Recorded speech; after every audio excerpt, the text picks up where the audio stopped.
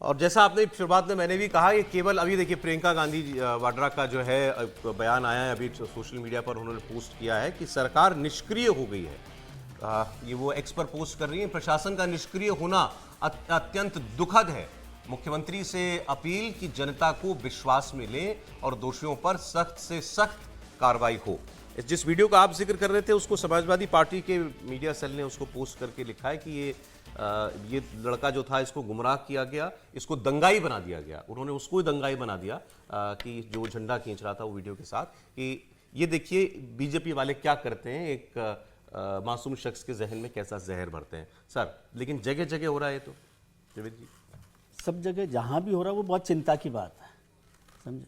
और जो लोग कर रहे हैं, पहले तो ये रामगोपाल मिश्रा है जिसकी हत्या की गई, इस पर कोई बात नहीं की जा सकती, मतलब इसके लिए कोई सफाई नहीं है।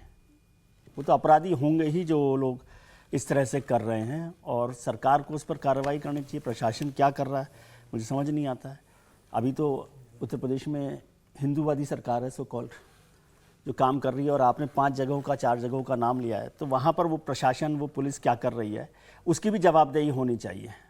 अभी आप कहीं कहेंगे कि वो SHO कोई और था, धर्म का था, कोई सरकार दूसरे धर्म की थी, सेक्युलर थी, लेकिन ये तो सेक्युलर सरकार नहीं है ना, ये तो हिंदू हितों की रक्षा करने वाली सरकार है। तो क्या हो रहा है उनके राज्य में, इस पर भी सवाल होने चाहिए और सख्त से सख्त कार्रवाई हो। लेकिन अब दूसरी बात मैं कह रहा हूँ, मैं रामगोपाल मिश्रा, दूसरे लोग जो महाराजगंज, हमको समझने की ज़रूरत है कि हम क्यों पॉलिटिकल टूल बन रहे हैं। कहीं पर हम किसी एक पार्टी के टूल बनते हैं और पथराव करते हैं, कहीं पर दूसरी पार्टी के टूल बनते हैं और उनके उकसावे में आकर कहीं घर की छत पर चढ़ के झंडा उठाते हैं, झंडा फहरा रहे हैं, दूसरे का झंडा उखाड़ रहे हैं। मैं बार बार इस बात पर कर रहा हूँ कि जो भी हमारे भाई लोग हैं, जो गरीब है, पिछड़ा है, कमज़ोर है, वो ये सब काम में लगा हुआ है। सारे धर्म की रक्षा की जिम्मेदारी उन्हीं लोगों की है। क्या आज जितने लोग बयान दे रहे हैं, क्या उनमें से कोई आदमी ऐसा कर रहा है, पॉलिटिकल लीडर? ये हमें समझने की जरूरत है। मैं बार बार थोड़ी बड़ी बात कहता हूँ कि गंभीर बात यह कि हम सब लोग, वो हिंदू है, मुसलमान है, सिख है, जो भी है, और जो कर रहा है, वो सब लोग पॉलिटिकल टूल बन रहे हैं। ये जितनी धार्मिक यात्राएं हो रही हैं, मुझे फिर से बताइए, आपसे मैंने पहले भी ये सवाल किया था कि कितने पॉलिटिकल लीडर, कितने MPs के बच्चे, कितने मिनिस्टर के बच्चे उसको लीड कर रहे हैं। कौन सा MP का आदमी जाता है उसमें इलाके का, वो पॉलिटिकल लीडर उसको अपने टूल की तरह इस्तेमाल करते ना। नहीं क्या यात्राएं पहले नहीं निकलती थी? पहले ऐसे नहीं निकलती थी, पहले शांति से, हाँ पहले ऐसे नहीं निकलती थी।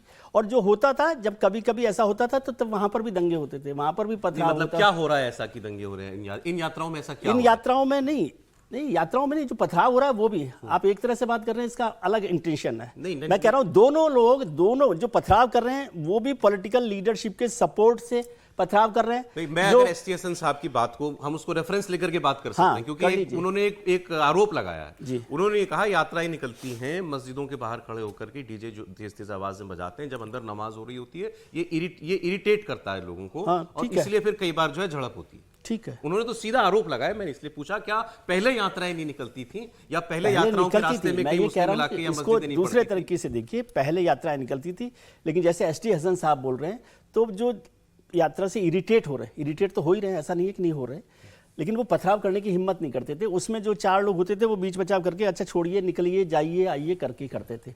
अब एक तरफ ST हसन साहब इस इरिटेशन को आगे बढ़ाते हैं, दूसरी तरफ सुरेश्वर सिंह है जो कह रहे हैं एनकाउंटर हो जाएगा। ये एनकाउंटर हो जाएगा?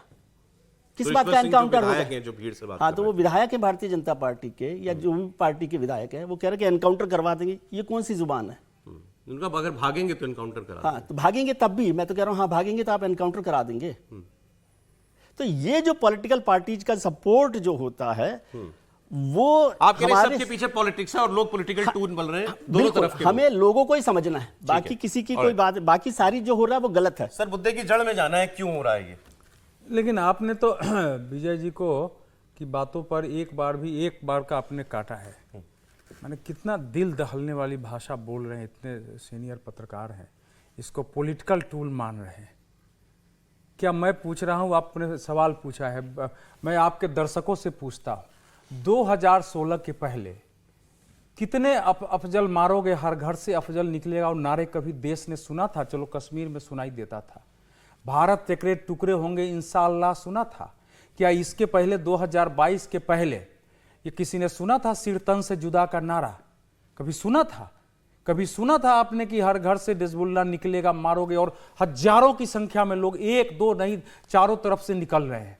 ये जो 2018 से जो ये प्रवृत्ति हमने शोभा यात्राओं पर देखी है, उसको अगर कोई समझता है कि शोभा यात्रा में जो लोग निकल रहे हैं वो पॉलिटिकल व्यक्ति हैं, पॉलिटिक्स के कारण वो ऐसे नारे लगाते हैं, ऐसे चीजें करते हैं, और बगल में पॉलिटिक्स के कारण पथराव होता है, तो इसका मतलब यह है कि सब कुछ समझते हुए कोई भी हो, मतलब एक उनका विषय नहीं, पूरे देश में ऐसे लोग हैं जिसकी चर्चा कुछ अभी हर्षवर्धन जी ने की कि किस प्रकार से वीडियो निकाले जा रहे हैं कि देश में आग लग जाए, देश बट जाए, डायरेक्ट एक्शन की जगह जगह घटनाएं होने लगे, कुछ भी हो जाए, अपनी छवि एक सेकुलर बने रहे, मुस्लिम विरोधी नहीं हो, इसलिए सच मत बोलो, बराबर कर दो कि चलो बीजेपी को भी कर दो और इनको भी कर दो। समस्या की जड़ यहां आती है, अगर इस देश के बुद्धिजीवी, इस देश की मीडिया ईमानदारी से खड़ा होकर के साहस के साथ सच बोले, उसने झंडा उतारा, लेकिन उसके पहले की घटना क्या है? जो कौशाम्बी की घटना है उसमें क्या है कि वो सब अबील गुलाल उड़ा रहा है, तो उसमें बाकी वो थोड़ा सा अबील चला गया है किसी धार्मिक स्थल पर, उसके बाद उधर से हमले शुरू हो गए, कैसे मार दिया, उसके बाद महिलाओं के साथ अभद्रता हुई, उनके कपड़े फाड़े गए, मारना शुरू हुआ, फिर दूसरी ओर से रिएक्शन हुआ। ये क्या तरीका है ये? तो इसका मतलब यह है, जो मैं बार बार कह रहा हूं कि इस देश में जिस प्रकार से दुनिया में एक जिहादी आतंक और वो मजहबी जिहाद पैदा करने की हमारे चारों ओर कोशिश हुई है, वो धीरे धीरे भारत में पहुंचा, और भारत के एक बड़े वर्ग ने अंदर से इसको पिघला के कि ये बीजेपी आरएसएस दुश्मन है, तुम तो लंबे समय तक शासन करने वाले रहे हो, अब तुम दबे हुए हो, तुमको खड़ा होना पड़ेगा, तुम शासक हो, इस्लाम दुनिया में विजित होगा, तुम्हारा धर्म छीन जाने वाला है, तुम्हारी मस्जिदें छीन जाने वाली है, और तुम्हारी जिंदगी तो मृत्यु के बाद शुरू होती है, तुम इसी के लिए पैदा हुए हो। तो हजारों की संख्या में अगर लोग, एक मिनट में इतने पत्थर कहां से आ जाते, मैं आपसे पूछ रहा हूं कि अगर तात्कालिक है तो इतने बड़े बड़े तैयार पत्थर हजारों की संख्या में कहां से आते हैं? पिस्तौल कहां से आ जाते हैं? पेट्रोल बम जो पहले इसमें नहीं चला है, कहां से आ जाते हैं अगर ये पहले की तैयारी नहीं है? तो इसीलिए पहले तो इस खतरे को समझने की जरूरत है, उसमें कल हम आप। दूसरी बात आती है कि उत्तर प्रदेश प्रशासन जब 2022 में ये सिर तन से जुदा के नारे लगे, सर, मैं जो प्रयागराज में जिस ढंग से पुलिस वालों पर हमले हुए, जिस ढंग से उत्तर प्रदेश में कानपुर में दंगे हुए, ये बहराइच में साफ दिख रहा है कि पुलिस की तैयारी नहीं थी, और न होने के कारण घबराहट में इन लोगों ने, जो लोग शोभा यात्रा में शामिल थे, उन्हीं पर लाठी चलाना शुरू कर दिया। आपने कहा बैलेंस ना करें किसी चीज को, सच्चाई जो है वो, आपकी नजर में दोष एक तरफ है, नहीं सावा नहीं, कुछ नहीं इसमें हमारे यहां जब जो भी शोभा यात्रा निकले उसमें बच्चे होते हैं, महिलाएं होते हैं, बुजुर्ग होते हैं, कोई एक वर्ग का, और एक ऐसा नहीं होता है कि वो सब जा करके 2 4 5 लोग हो सकता है कभी जाके एक नारे लगा दें, ये संभव है, लेकिन नहीं होता है, बिल्कुल नहीं, बिल्कुल नहीं, उसके बिल्कुल नहीं, जबरदस्ती रंग उड़ा रहा है, बिल्कुल नहीं।